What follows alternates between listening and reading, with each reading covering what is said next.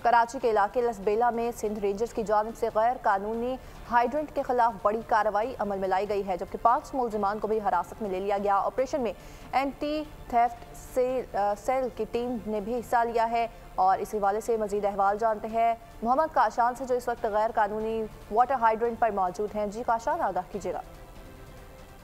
हाँ जी बिल्कुल, देखें लसबेला पे रात गया रेंजर्स की जानिब से जो है एक गैर कानूनी हाइड्रेंट के ऊपर छापा मारा। मेरे कैमरामैन आपको ये मनाजिर दिखाएंगे। ये वो हाइड्रेंट है जहाँ पर गैर कानूनी तरीके से पानी जो है शहर भर में सप्लाई किया जाता था। अब जो है रेंजर्स की जानिब से यहाँ पर कार्रवाई की गई है। इस कार्रवाई के अंदर 5 मुलजिमान भी रेंजर्स की जानिब से हिरासत में लिए गए।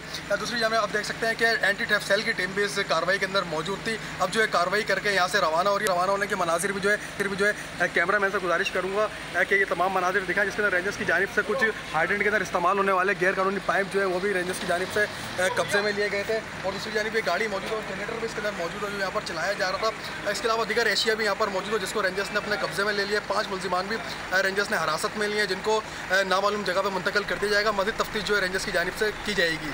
जी सब्सक्राइब करें और बेल दबाएं ताकि कोई खबर रह न जाए।